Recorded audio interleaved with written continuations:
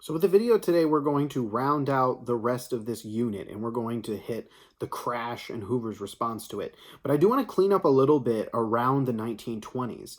So one of the things to look at is how does America respond to World War I? And we evaluated those different things and characteristics of the Roaring 20s. And you really do see America kind of roaring out to some tremendous success, a lot of entertainment type things, and really some progressive stuff. And then you're comparing that to, of course, well, we just came out of a world war. Also just came out of a pandemic. You have the Spanish flu in 1918, which...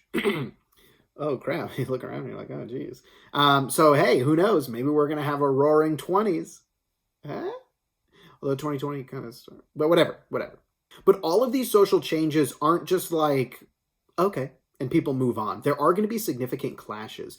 Definitely pay attention to the fundamentalists. You're going to see really this pushback against, honestly, a lot of the anti-religion and pro-feminism things that you'll see come about in the 1920s. There's also going to be pushbacks against some like science things, right? So the theories of evolution and things like that. We want to keep this in mind. This cultural and societal back and forth is really significant across American history. So what I would encourage, anytime you see some sort of, progress or progressivism, look for the potential backlash. Without putting too fine a point on it now, take a look around now, right? There were arguably some and let's take the last 6 years. There were very, very significant social pushes. Think of the Me Too movement. Think about a push for increasing feminism. Think about stuff around immigration. Think about Black Lives Matter. There was a ton of social commentary and push for change there. But there was also significant backlash.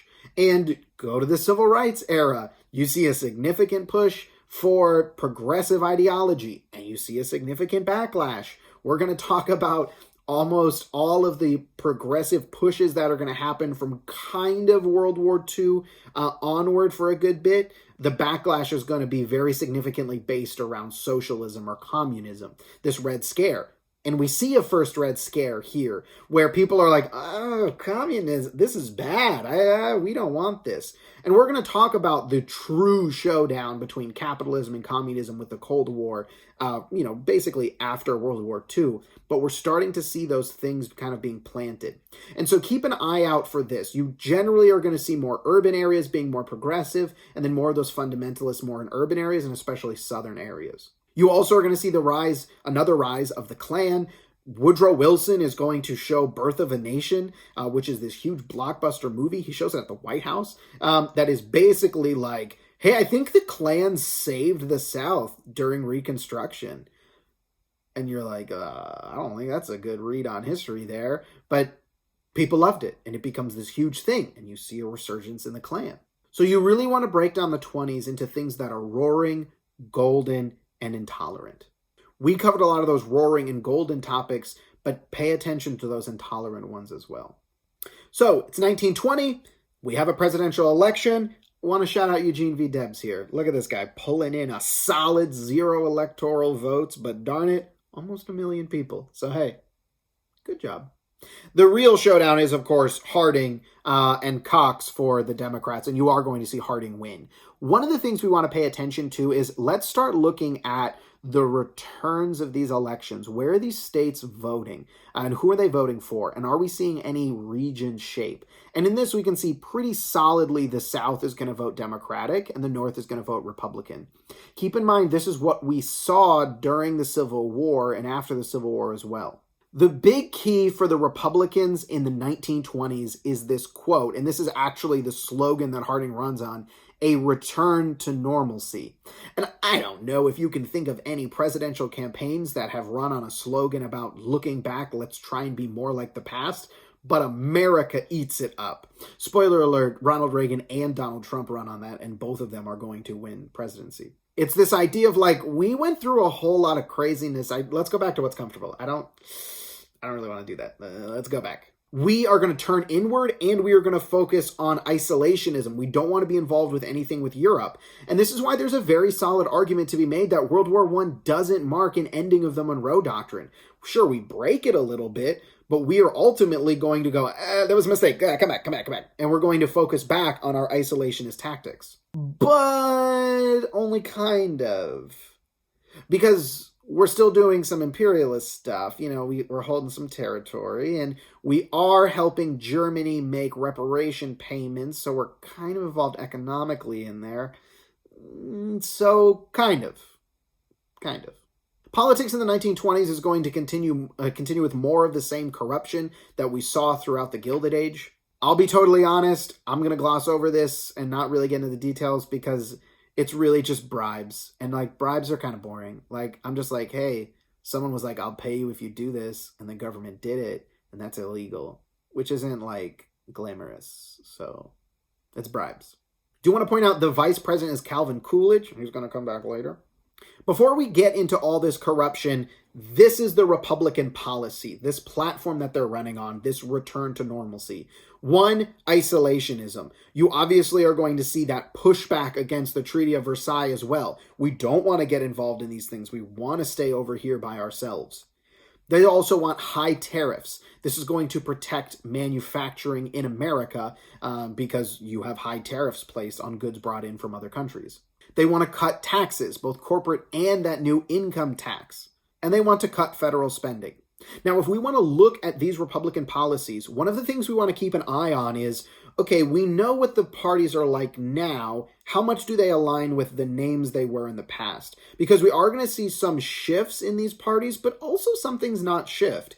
If we're looking at this Republican platform of cutting taxes and cutting federal spending, that is what the Trump administration did throughout their term. They focused on cutting taxes, specifically for, or mostly for people who are wealthy, and they wanted to cut spending. They didn't actually cut federal spending. One of the things we're going to see is Republicans are going to advocate frequently for cutting federal spending, and then typically when they get into office, the presidency, they don't really pursue those. We see it happen under Trump, we see it happen under Reagan, and we'll cover these in future units, but that is some connection we do see similar in what they suggest, maybe not what ultimately ends up happening. They want laissez-faire. They want to go back to, well, let the businesses handle it. They know what they're doing. And they want to limit the government's presence in the lives of the citizens. Remember, we can tie this back to the beginning of this unit where we talked about that social Darwinism angle. It's easy to look back at these and go, well, these are just really, cold-hearted, not caring about the workers. And yes, there definitely was some of that. But there also is that thing of, well, no, if you worked harder, you would succeed. So if we help you, we're preventing you from succeeding, and that's not the right way. So for the scandal in the 20s, Teapot Dome is a scandal to pay attention to. The Ohio gang is going to kind of refer to a lot of where these, corruption charges are going to come from. A lot of scandals. It does bring a bad reputation to the administration. Scandals tend to do that. Teapot Dome scandal is going to deal with Albert Fall, and this is one of the more significant of the corruption charges. And again, this is bribery. So he will lease Naval Reserve land to two oil tycoons and get $100,000 back. Bribery. Not that fun to look back on and be like, oh, interesting. It's just bribery. Harding is going to die of a heart attack. Coolidge will take over, and he will win the election of 1924. Again, you see a progressive here running, however, not very successful. And this is going to solidify more of that. You really got to be part of one of the two major parties to win a presidential election in America. I would like to point out this race isn't particularly close, right? So when we look back on this and we want to, if you want to characterize it as some cold-hearted Republican thing, they are getting the votes of people. They are winning these elections. And just, again, for simplicity's sake here, with a little chart on this, the fiscal policy for the Republicans is lower taxes, lower federal spending, increase your tariffs, and that'll lead to a strong national economy. Hoover continues in this Republican steps, and look, Hoover is going to win 444 electoral votes. And he gets 57.4% of the popular vote. Got a socialist running, though. And no electoral votes. And not a million votes. So But if we're looking at this map, you can see where the Democrats really hold is still that deep South belt. Now, you may know Hoover in the context of trash, and we kind of need to get into why this is the case. So there is a stock market crash that is going to lead to the Great Depression. We are going to start our next unit with FDR and the New Deal trying to fix the Great Depression, so we need to end it with a crash. So there's two questions. What were the major causes of it, and how does Hoover respond to the crisis? Spoiler alert, not well. There are a ton of causes of the stock market crash. So let's talk about them. 1, uneven distribution of wealth. Yeah, we talked about this in the Gilded Age considerably. There is a significant disparity in who is holding the wealth and then where actual people are. One thing we should keep in mind as we go through this is, do any of these relate to today? Yes, we have a pretty significant uneven distribution of wealth today as well. So that's not good. Then there's bank failures. One of the things, and I'll talk about this a little bit more in a second, but basically banks are going to end up failing, which means if you were saving money in a bank, you lost that money and it was gone, even if you didn't make any mistakes. So that's a problem. Now, we aren't seeing bank failures today, but I do want to connect this a little bit to the Great Recession in 2008, 9, that range. Well, I guess 2007, 8, 9, in that range. We will talk more about this when it comes to, Unit 9, but I really want to emphasize one of the shaping, honestly, I guess two, you are going to be entering, adulthood and independence here in a little bit, and arguably the Great Recession and this COVID recession, all of that, are going to play tremendous factors on what your adult life is going to look like. They play tremendous factors on my life, specifically the Great Recession. One of the things that comes out of the Great Recession is a need to bail out the banks. And we will talk more in depth about what banks did in the Great Recession and things like that. But one of the negative comments that people make now looking back on that is we shouldn't have bailed out the banks. And this is one of the few moments where America has learned from its history and tried to fix this. We saw in the Great Depression that bank failures were catastrophic. And so what needed to happen was you needed to not have those banks fail. And so the government stepped in to make those banks solvent, which, yes, I mean, that helped them out when they arguably didn't deserve it. But it does help limit some of the impact in the broader economy that we see when the banks fail during the Great Depression.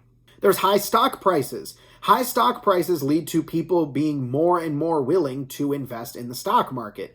The problem is there's only so far up those can go. And so the higher those stocks go, the more investment you're going to see, but then you can also see significant falls. One of the problems is also this thing called buying on margin. So buying on margin is where you actually don't have the money for the things that the stocks that you're buying. And you are, kind of borrowing it in a sense that you're hoping that it is going to go on and lead, keep going up in price and you're going to make money. And that's not what happens. So you have basically people spending money in the stock market that they don't necessarily have.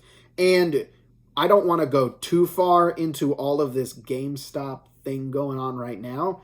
But one of the things that you saw happen was some of the people using these apps were buying on margin, and they didn't actually have the ability to buy like as much as they did. And that's why some of the apps closed out their accounts and sold off their things, because there wasn't necessarily a potential for buying power there. Again, a little bit more complicated now versus back then, but that is a problem that you're going to see. A bunch of people spending money they don't have in the stock market because they're like, oh, this is a sure thing. And then when stock prices fall, uh-oh, that's really bad. There's also foreclosures. Foreclosures are when you lose your home. That is a huge factor in the Great Recession because it dealt with the housing market specifically. One of the things you're seeing in COVID is a push by the federal government and state governments to pause evictions for renting specifically, but also to try and prevent there from being mass foreclosures if people who have lost their jobs can't pay their mortgages or their rents, because those people then end out on the streets and literally are homeless, and doing that in significant numbers is a problem for the broader economy. There's also overproduction and underconsumption. We're not really seeing this now. One of the things we're seeing is actually a decent chunk of the population who weren't negatively impacted by COVID in a financial sense. So their work moved to being remote, or they didn't see pay cuts, or they didn't lose their jobs. They actually invested more money on products or things because they couldn't spend money on services. But during the Great Depression, you see people not have money, which means they can't buy stuff. And so therefore businesses don't make money. So then they have to cut people. But then when they cut people or they fire them, those people don't have money, so they can't buy stuff. But then if people don't buy stuff, the businesses don't make money. So then they have to fire people. And it's this vicious spiral. One of the things that businesses do is like, well, we need to sell more, so let's make more. And that is not how that works. One of the things to pay attention to, and as we start seeing kind of, ideally, COVID dying down, the vaccine push and all that, and things opening back up, if there is any amount of investment money spent on stimulus money is money that the government the government puts into the economy to try and get stuff being bought. So in the Great Recession, we typically saw this more around infrastructure and the idea that, all right, let's have these people working, building roads, whatever, and then that money is going to trickle down into the environment. What we're seeing so far in COVID has been like a weird thing of the government of like doing stimulus checks, but not necessarily to stimulate the economy, but to help people who have been negatively impacted by COVID and lost earnings, but also kind of a stimulus, and it's kind of unclear on that. But one of the telltale signs for looking for a recession or a depression is the purchasing of what is called durable goods. Durable goods are expensive goods that last a long time. So think washers, dryers, fridge, cars, things like that. Those are durable goods. They're expensive, but they're an investment. If people are buying fewer of those, it shows that they think that it's not worth that investment because they're going to need their money, as time progresses. And so if you're watching the durable goods market fall, then you're going to see that the consumers don't have a lot of faith moving forward. And then there's credit spending, which, yes, a huge factor in our economy today. We typically see this now with credit card debt, but you saw a ton of stuff being pushed for, hey, for just a few dollars a month, you can do this. And I can't tell you how many times I've looked at things online, be it Amazon or literally any other retailer online, and they have those nifty little plugins that are like, hey, you can use this company and you can do pay this much every month for whatever. Or like, I have an Apple card, and that's how Apple sells most of their products. They're like, oh, no, you can only pay a little bit per month. I promise you it's fine. And that's because we tend to see those monthly payments as smaller. And like, well, I can afford $30 this month without looking necessarily at the long-term impact of it. Now, there's positives and downsides to that, right? The positives are that can be a way for this to be, reasonably successful in a purchase, and typically they don't have interest. It's when you bring interest into it that things are more complicated, but that's economics. We'll deal with that later. So essentially what's going to happen is we're going to see the stock market crash, and I'll throw the graphs up here as we go through it. On October 29th, this is Black Tuesday, 1929, you're going to see this first kind of major fall of the stock market.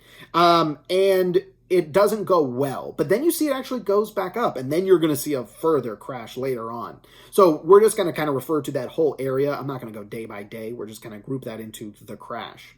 So the question is, how do people react? So one, people rush to sell their stocks. And again, I don't know if you're following the whole GameStop thing, but if a whole bunch of people start selling, the price of something goes down. So that leads to rapid decreases in prices, which means if you're holding a lot of your worth, value, whatever in the stock market, and all of a sudden, like all that wealth is just based on those numbers of the stocks, if that goes down, you're losing significant amounts of wealth. People also rush to get their money out of the banks. And there was a concern that the bank isn't going to have my money. And this is really important to mention. Banks don't take let's say you go to the bank and you're like, here's two $20 bills. I want to put $40 into an account. They don't go, okay, and take that and put your two $20 bills in the safe with your name on it. Then you come back and you're like, I'd like $20, please. And they go to the safe and they take your $20 and give it to you. That's not how that works. Your money in this, bank is spent lots of other places. So it is going to ultimately end up going into the purchases of someone else's house and things like that. There's only so much actual money at the bank, and this is what we would call liquid. So liquid money would be money like cash that you can literally spend right now. Banks don't hold all their money as liquid because they make money on taking the money you're loaning to them, that you're putting there for safekeeping, and they turn around and they invest that so that they can make money off of it. Now, the problem is if everyone goes to the bank simultaneously, then they're not going to be able to, afford or be able to pay everyone their money. And if this happens too significantly, then they can't physically give back the money. And now that leads to bank failures. And so these were called run on the banks. And this is where those bank failures happen. And without spoiling too much, we're going to see FDR, one of his first things as president is a bank holiday, where it's like, all right, we're going to close all the banks and we're going to calm down.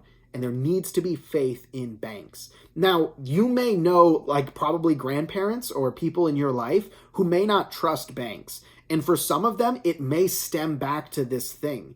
There are people who didn't do, this credit spending. They didn't do this buying on margin. They didn't do this crazy stock market stuff. They did the smart thing. They stuck their money in the bank for safekeeping, and the bank failed because of terrible actions by other people, and those people got screwed. And there is definitely an immense fear that those people have around putting their money in the bank. However, from an economic standpoint, do not hold all of your money as liquid. If you have significant chunks of money, then you want to keep that money invested because inflation goes up over time. And if all you do is hold your money and bury it in your walls and stuff like that, then put it under your mattress, you're going to ultimately have less purchasing power as time goes on than if you invest that money. Unemployment leads to a lack of consumer confidence, which we talked about with the durable goods and that kind of vicious business spiral. And there's a worldwide depression. This isn't just us. We pull out of loaning money to Germany. Germany collapses. They're not able to make those reparation payments. We hike up even higher tariffs because we're like, we really need people to buy American. But every other country hikes up their tariffs as well. And then no one's really trading with other people. And that's a tremendous problem. And so everyone just kind of like goes into their own little bubbles to just have things start falling apart. I want to take a second and look at this picture here. This is a bread line, right? People waiting to get into a soup kitchen to actually be fed because they don't have a job and they might be homeless and things like that. And you see this giant billboard up here, world's highest standard of living. And there's no way like the American way. And you see this, white family, the typical suburban thing. They got their car, got the mom and the dad, the 2 kids, and it's all, yay, America.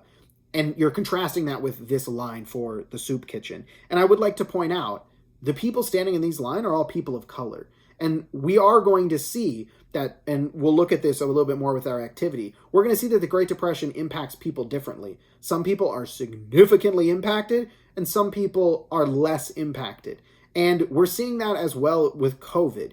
There are definitely positions in more like middle class and up America that were able to transition to doing their work remotely and didn't see pay cuts. Whereas people working in service industries for typically lower money saw devastating cuts across the board and probably significantly lost their job. And that is the unfairness behind these depressions and recessions. You are going to see migration. You are going to see a significant move for migration, especially into California. If you look here at this map, there is the Dust Bowl. I feel like we know about this one from previous history, but you also have an ecological disaster that's going to happen that's going to devastate farming in the kind of Midwest. So you will see people flood, especially to places like California, to get away from this. But you also have people roaming America because they have no home, no job, no nothing. And Hoover's initial plan is like, tough it out. Pull yourself up by your bootstraps. It's rugged individualism. I don't know, just go find another job. Work harder. It's going to be okay. Gosh, we're America. And that does not work. And when that doesn't work, he does have to make some changes. They send unemployment checks, which, again, we're seeing happen with COVID. They have the Reconstruction Finance Corps to try and help failing businesses. Building projects like the Hoover Dam. But it's all too little too late. And people hate Herbert Hoover. I cannot stress this enough. The pictures here you see are Hoovervilles. These are these giant communities that have to be formed because people don't have a place to live, and they're using cardboard and stuff to make these shanty towns, and they call them Hoovervilles because he has created these. And if you look at that picture there with the children, You can see something that we probably see pop up a lot with Instagram and whatnot. So we have these two little children sitting there. You can see Hoover's Poor Farm Tobacco Fund, and then hard times are still hoovering over us. Pun. This is a classic example, I think, where their parents made this and then put them there. They did not do this. I think we see that a lot of stuff where it's like, look at the funny things these kids say, and it's really just their parents like, all right, say this and I'm going to record it. And they're like, okay. But anyway, that's a side tangent.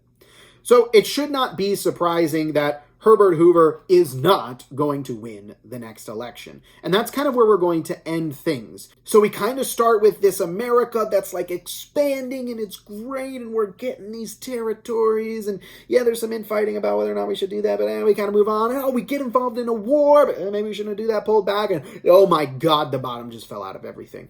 And that, the Great Depression, is going to be a huge cultural, political, economic moment that shapes the generations to come. And we're going to see that start with Unit 7.